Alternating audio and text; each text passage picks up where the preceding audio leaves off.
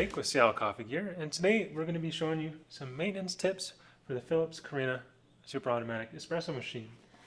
The Philips Carina, being a super automatic, means that it grinds its own beans, it dispenses its own espresso, basically all within a brew unit of its own. With that being said, there are some special precautions when you're cleaning and taking care of your machine to make sure that it's running at 100% all the time. First thing is the Aquaclean filter in these machines. The Aquaclean filter is meant to last about 375 to 500 cups between descaling, depending on your water hardness setting. They say that you can get to 5,000 cups without descaling, but an important thing to note is that that is not on a single filter. It is only on a string of 9 filters before you have to descale. So in this machine, I actually already have the Aquaclean light blinking, meaning that it has not been installed. And if you see this and your Aquaclean light is blinking like this, it means that you've not properly allowed the machine to calculate how much filter life you have left because it has not been activated or installed. While it's still softening your water and providing good protection against mineral deposits and things like that, you definitely want to make sure that this light is not flashing orange when you're using your machine in everyday life because it is not activated. So I'm going to go ahead and activate this filter just to show you how to do so.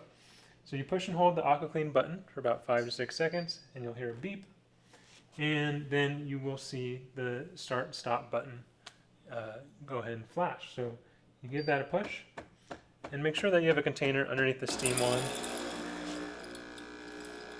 because it will dispense quite a bit of liquid out here trying to get the Aquaclean filter activated.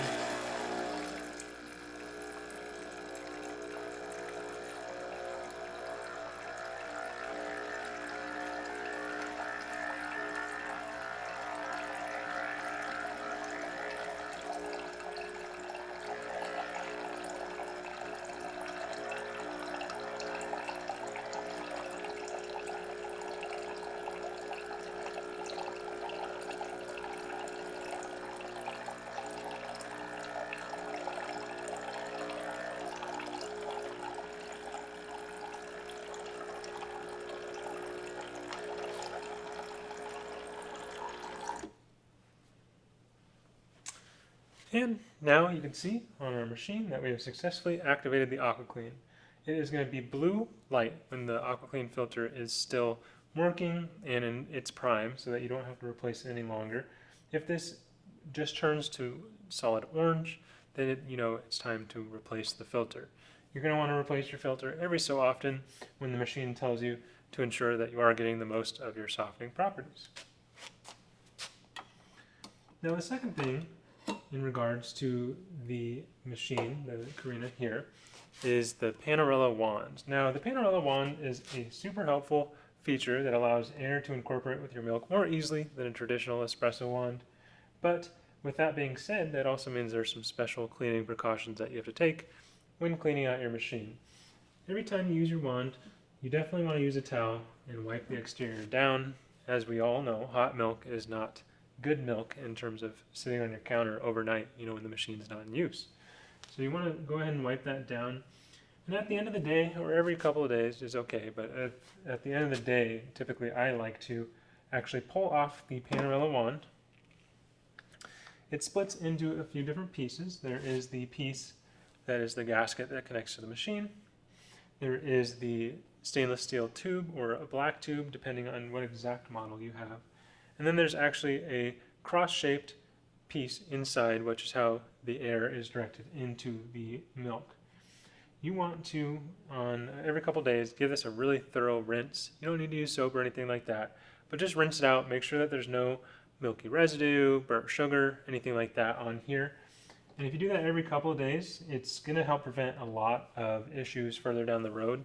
If we've seen some of these that, they haven't been cleaned almost ever in their lifetime, and then the steaming system gets completely clogged because this wand is actually just full of burnt milk residue. And that's something that we don't want in our steamed milk, and I'm sure you don't either.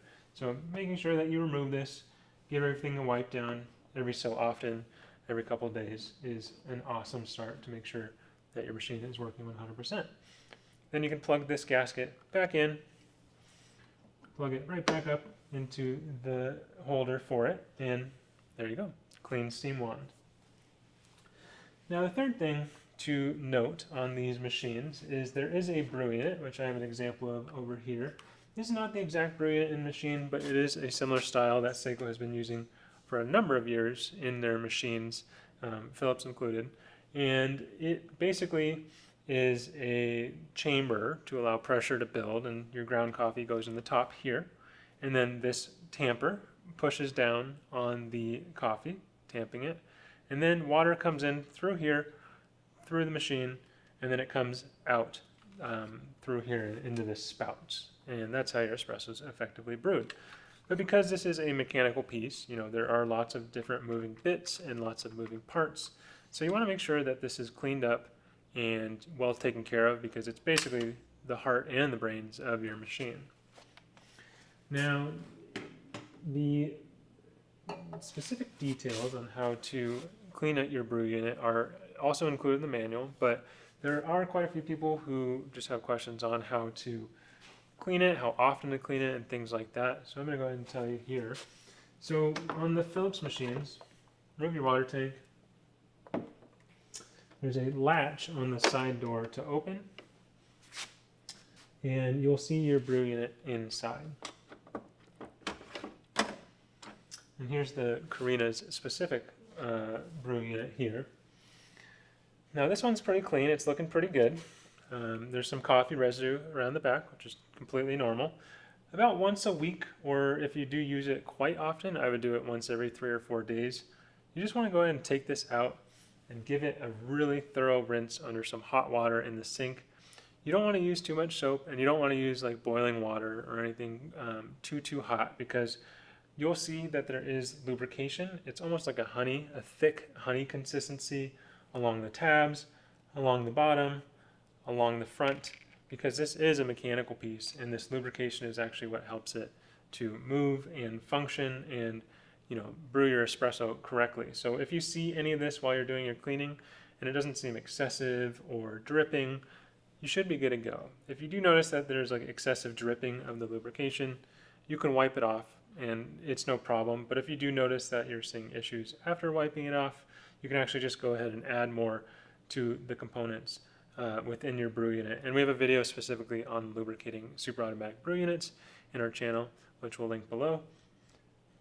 And with that being said, this brew unit is actually pretty simple to clean, because every week or so, like I mentioned, give it a solid rinse, and then every couple of weeks you want to do something just a little bit different, which I'll show you here. So I'm going to replace this brew unit.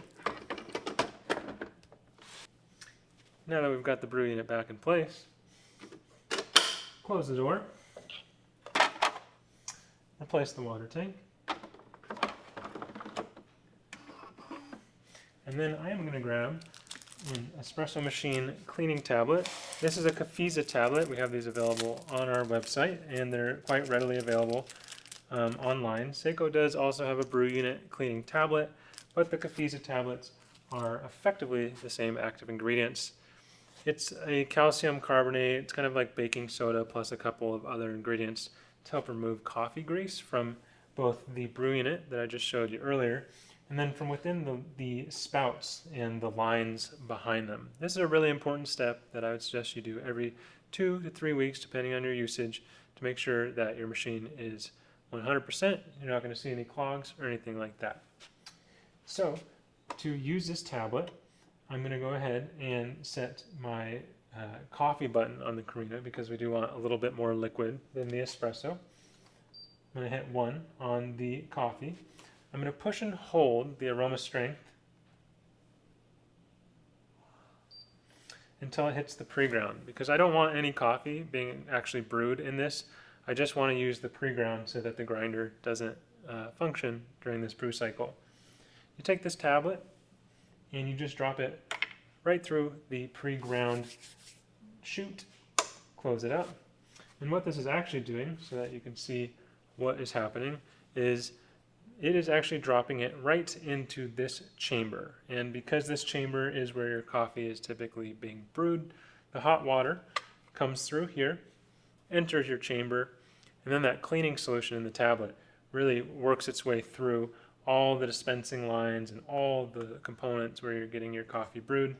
Then it comes out through the spouts, and I've got a container here to catch it, because you don't want to drink it obviously, but we're going to go ahead and start that cycle.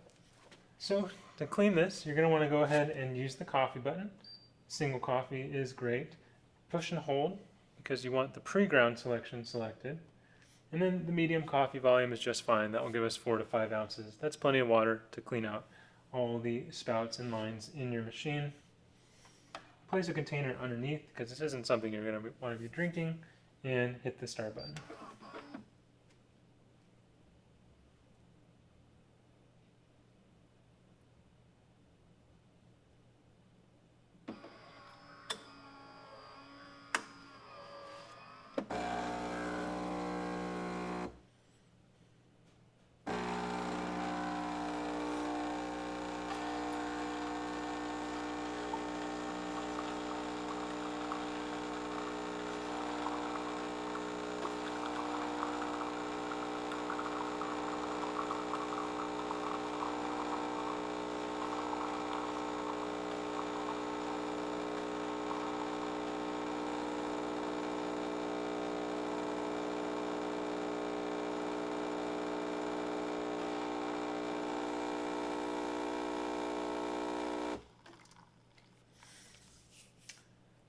Okay, now that the machine has finished this cleaning cycle, you will see that the water is quite milky, quite soapy, and that's totally okay. That's expected, because it's the detergents at work going through all of the lines and spouts in this machine and through the valves and getting everything nice and cleaned up.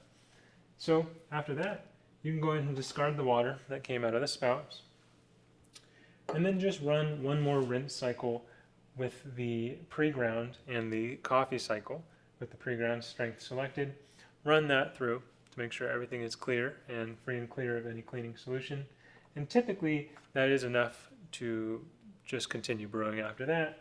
If you'd like, you can remove the brew unit again, give it a nice rinse under the sink, and replace it, and you should be good to go. So the last couple maintenance tips typically apply to most super automatic machines. These do brew coffee, and there are oils and milk and sugar and syrups and everything that, you really just want to keep it nice and clean. And by clean, I just mean exterior cleaning. This lid, the aroma seal lid that the Philips machines come from, you can wipe those down, but you can also give them a quick wash in the sink. You don't want to wash the bean hopper per se, but every time the bean hopper empties, or every few times, especially if you're changing beans or if you have slightly more oily beans, give it a nice just wipe down with a slightly wet cloth, not a dripping wet cloth, but just damp. That will really keep the oils at bay within the bean hopper. The exterior of the machine, super simple to wipe down, and importantly, is just to make sure that all the components that are within your drip tray stay nice and clean. If we're going to be seeing mold on any coffee makers, which we have definitely seen before, it usually originates in the drip tray. And because there's wet, it's warm, there's coffee, we want to make sure that this is cleaned out every week or so at least. If you're using it every day, every few days is definitely best. And the machine will actually notify you when to empty out the grounds bin, and if you're emptying it out every couple of days, might as well give your drip tray a rinse, because it's good practice just to keep your machine nice and maintained. And then once your drip tray is out, you can actually wipe under this cabinet area here if you want to give it a wipe down every couple of weeks. It's just where the drip tray sits in, but sometimes there can be a little bit of water, moisture, things like that, and you want to make sure that this is nice and clean. Gently wipe that down. Replace your drip tray, and you should be good to go. Luckily, the Philips Carina super automatic machine, the maintenance is not too hard or too specific, but the few components that you can see along with the brew unit, you definitely want to make sure that you're just taking care of them and making sure that you're paying attention to them at all times. Because if you don't, it's really easy to have a brew unit that malfunctions or something like that. But if you follow these maintenance tips and just a good overall cleaning schedule, you shouldn't have any problems with your machine for years in the future, and you'll be enjoying delicious espresso for years to come. I want to thank you for watching. We appreciate you watching these videos. Don't forget to like, comment, and subscribe, and we'll see you next time.